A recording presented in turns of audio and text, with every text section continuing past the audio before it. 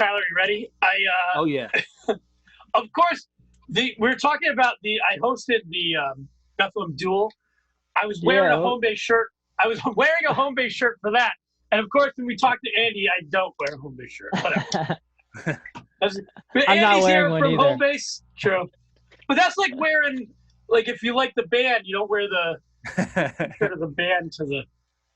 Andy Po with home base. How's it going? What's going on, guys? How are you? Everybody's a little Good to be here subdued today. in my basement. Everyone's backgrounds are getting better and better. Like, people all you talk about is the backgrounds. That's all you're fixated on, those backgrounds. Like, it looks so, like, he's set up nice. Like, it's good. I don't know. Well, this is like I had to turn my basement into an office. So yeah, I spend 8 hours a day in here now. So I had to have you been working down there before this all started, or just since the quarantine? Yeah, like since like week 2. Like week 1, we were still in the store. Doors were locked, and we were just kind of working out of there. And then week 2, when it got a little bit more serious, I just started grabbing as much as I could and just started making trips, and brought all the skateboards over, all the parts, as much of the clothing as I could. And I cleaned out the basement, which has needed to be done forever. So shout out to quarantine. Yeah, right. So do you guys are kind of just, retail is tough, right? Like not a whole lot can go on, but can you sell stuff online? Yeah. I think that we're very fortunate that way.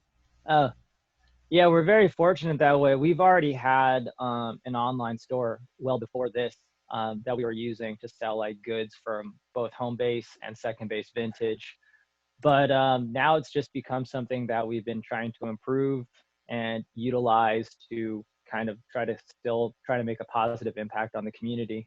So what George was sharing is. Yeah, so can you kind of tell us a little bit more about what I'm looking at here, which you guys can find at homebase610.com? Yeah, so this is we called it Help Yourself, Help Us All.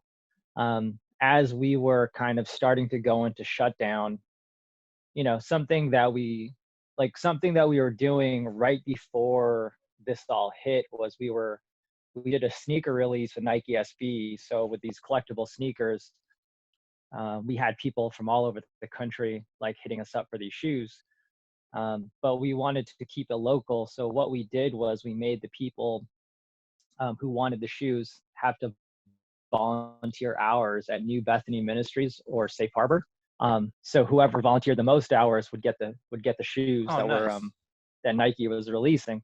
So we were able to get 1,500 hours of community service donated to these shelters in the Lehigh Valley, and then everything just started to fall apart with COVID. So we had to make some calls. We met with the shelters and talked to them to be like, look, we want to bring these people into view, but we also don't know what the ramifications would be for like incentivizing somebody to volunteer to get these sneakers. And then what would happen if, they would the worst case scenario would happen. So as we were starting to shut down, we kept trying to figure out how can we still give back to these shelters. And then the day came that we had to make the decision to lay off our staff. I mean, there's a lot of great programs through the SBA and ways that the state and the federal government are trying to support small businesses. But for a lot of us, it's not fast enough. I mean, they're saying in 3 days time, you'll have $10,000 in your account, but it's just simply not happening because of the challenges that the SBA, the federal government, the state, everybody's facing. So, our staff, as we were talking, we just, the day that I had to tell them that, I had to let them go, we were just kind of talking about ways that we can kind of stay in touch and ways that we can still impact the community. So what you were showing, George, was something we came up with called like Help Yourself, Help Us All. And it's a way for us to use our website to sell products. So we're selling we're selling our home-based goods that the LVAC makes, so we can still support his business. I know he's been trying to adapt. He can't go to his screen printing workshop Wow. or wherever he Yeah. goes. So he's now screen printing from home. So instead of having his like 8 head automatic screen, like he's back to the old school, just like Yeah. one Good screen time. We at a should give him a time. call too if he has a second. Like, it's crazy. Yeah. Yeah. I actually Yeah, did Chris that is in middle great. school. That's hard to do. Yeah.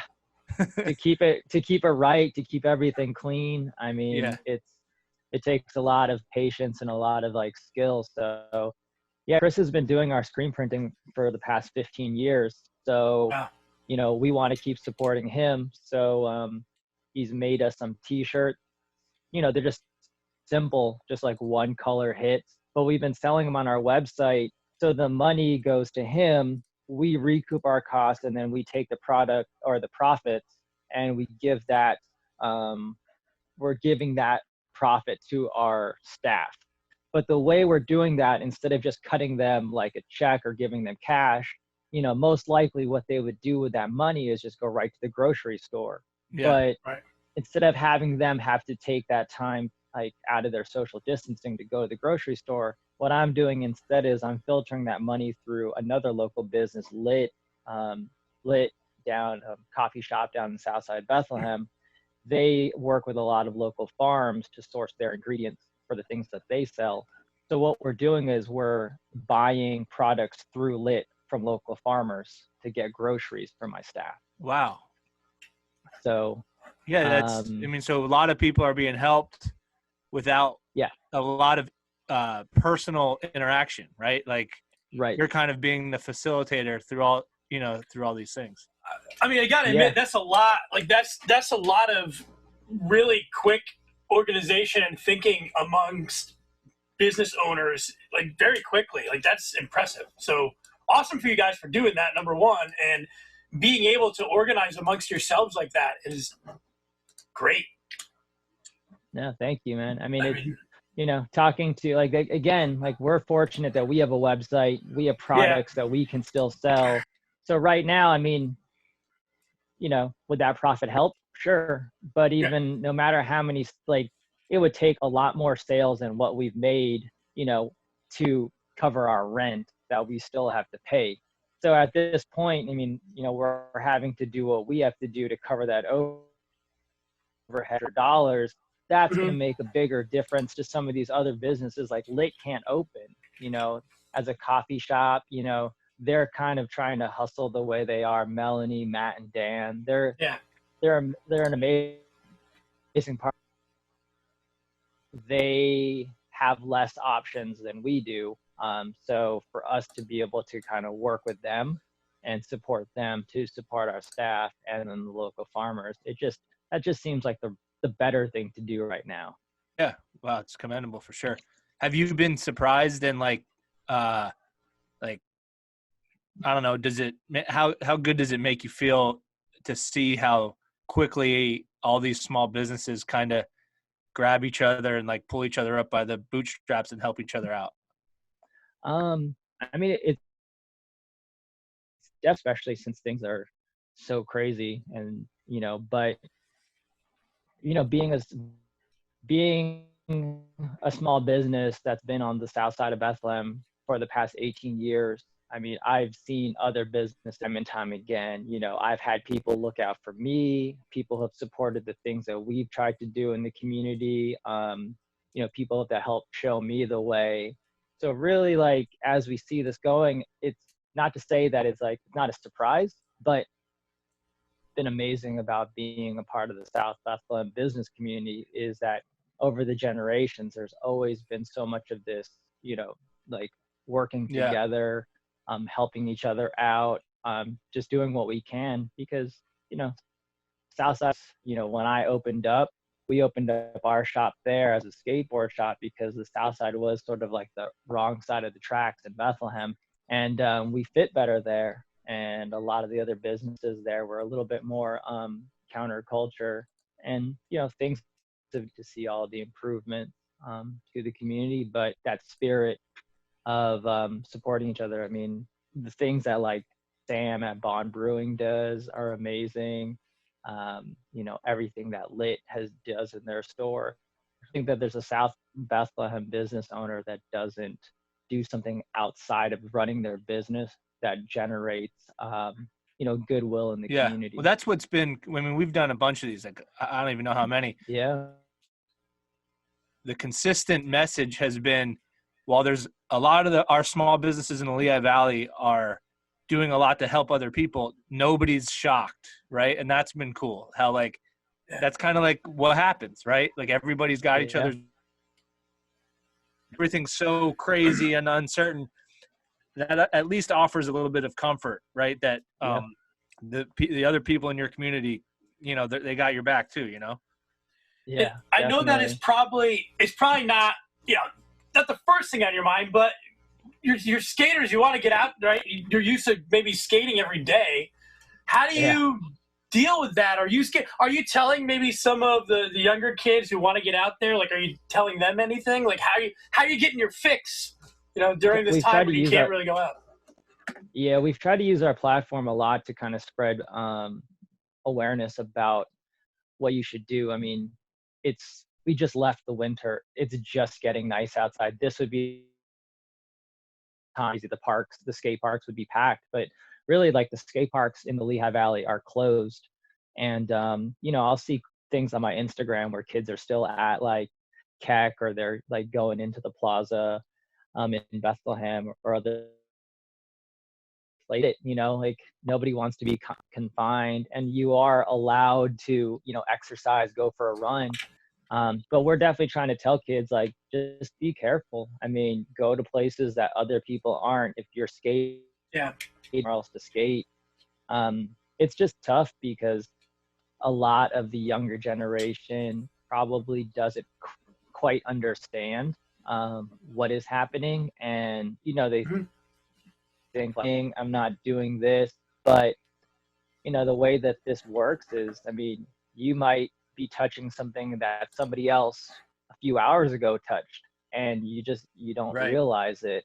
And there's more and more stories of professional and amateur skateboarders contracting the virus and telling their story about what they went through. Fortunately, a lot of them were able to like fight it off, but hopefully down to the younger generation. We're trying to do what we can. That's kind of what we post on our Instagram is we try to tell them don't go to the skate parks, but that's tough. Hey, I mean, we get it. Like, I have friends who are out. It's just about, hey, if you have to go out there, understand it. Like, I have to head out, unfortunately, again for another like supply trip. But if you do that, then be as safe as possible. Don't try to be like up by somebody like, hey, I'm 6 feet away. Like, let's have some space. Hey, so it's funny how you call it a supply trip. A simple trip to the grocery store has completely, taken on this, like, you got to mentally prepare now. Like, I kissed my wife goodbye. It's true. They're heading out, and I'm like, we're gonna go. So, well, Andy, we're gonna make sure my internet might be a little wonky here, but we want to make sure that I'm gonna share this one more time. George, did you skateboard in high school? Absolutely not. I'm not coordinated at all. I've tried it. I just couldn't do it, man. I'm from Nazareth, and I'm friends with Andy. Like Joe, and those mature. So my friends would have skateboards, and so I like got one, dude. I think I probably have the world record for lowest face of the earth. I don't even know if the back wheel would get off. Like, I totally respect it, but I have absolutely there's no way. It always blew my mind, like how people could be good at it. Like, I have a hard time like running. Like, how are you controlling this board? It's just so like impressive. And I also feel like if you don't start it when you're like 6. What was that? No, I was just saying, I feel like if you don't start it when you're, I'm sure this is wrong, but if you don't start it when you're like 6, it's harder to pick up. Like, there's kids who are like 12 years old doing things that scare me. Like, when you drive by the skate park or go by there, it's amazing. Yeah, and if you go on the internet, you'll see kids that are like 4 years old doing things that are amazing. So it's even a little bit more disheartening. That's kind of why I stayed in the scene by like shooting photos and doing video edits of other skateboarders because I saw how good my friends were. And then like I always had a good time skateboarding, but I wasn't going to do the things that they were doing. Yeah. So I started documenting things, making like local skateboarding videos, and that's really how I kind of stayed within the community, and then eventually opened up the shops. Huh? Yeah, See, it's insane. Like guy who owns the bravery. I figure like the guy who owns the skate shop's like the best skater. No, the best skater is usually the one that's they go off. Hopefully, they go off to get sponsored, which has been great. We've definitely, as like we've seen more and more kids coming out of the Lehigh Valley that are getting sponsorships. Right.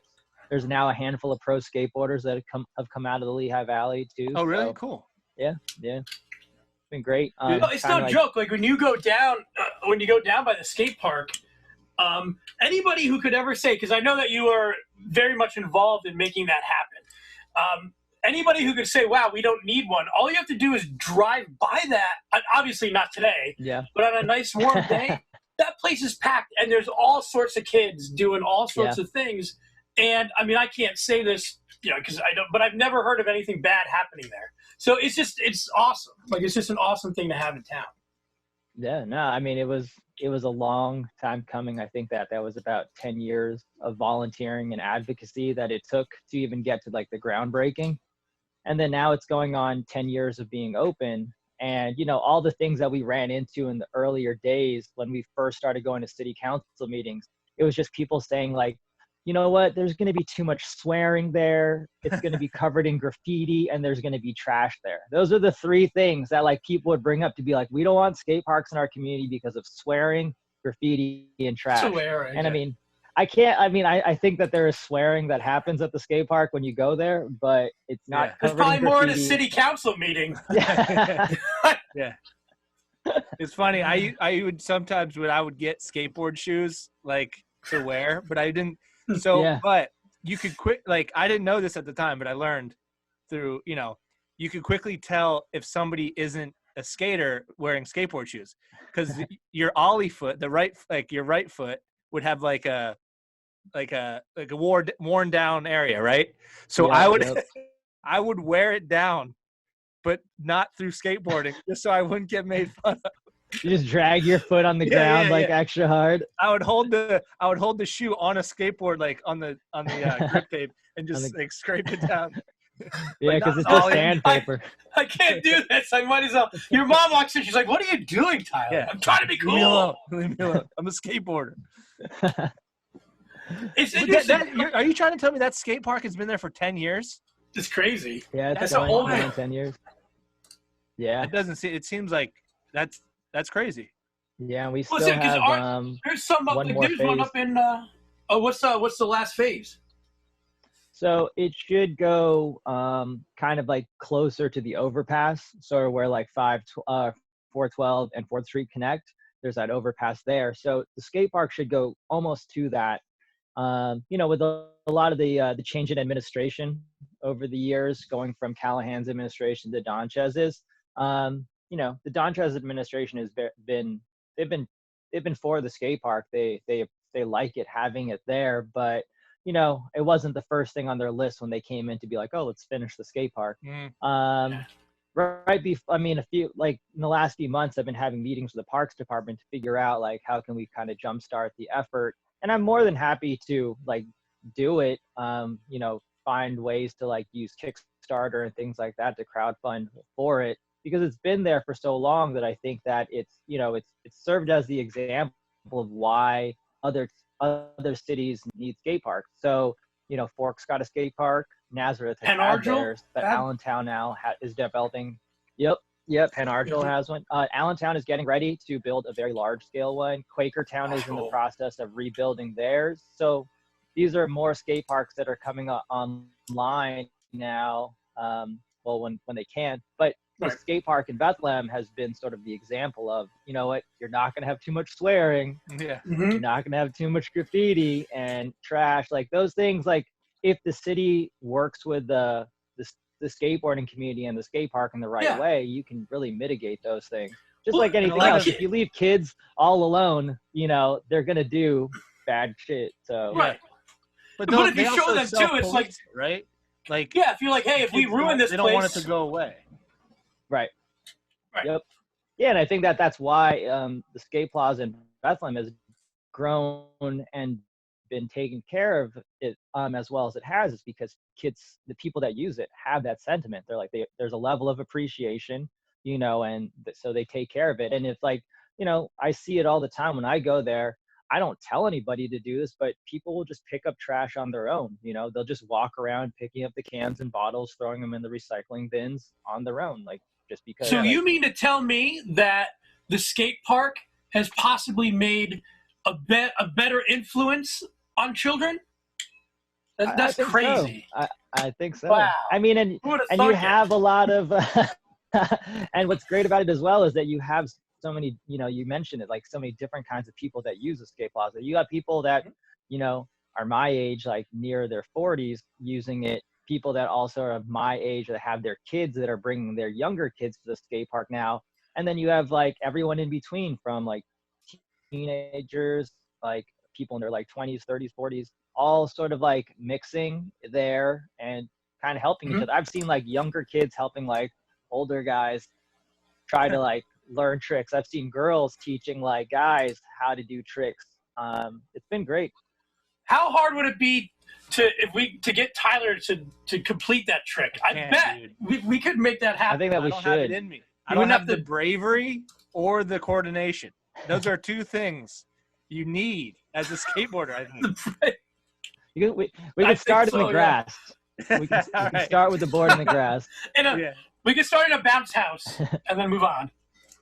All right. Well, hey, we're going to make sure that we will make sure that everybody goes to homebase610.com where they can, you know, look at more information. I think when you read through it, it makes a lot of sense. And it's awesome that you guys put that together. Yeah. So, yeah. Hey, yeah, thank you for taking time to talk with us. If, you know, hey, we might have another month here, so maybe we'll check back in. Yeah. Well, hopefully you guys stay safe. And stay sane as well. You too, man. Yeah. Thanks for what you're doing in the community, too. Thank you, man. I appreciate that. All right. Yeah. See ya. Talk to you later. Thank you. Good luck on your mission.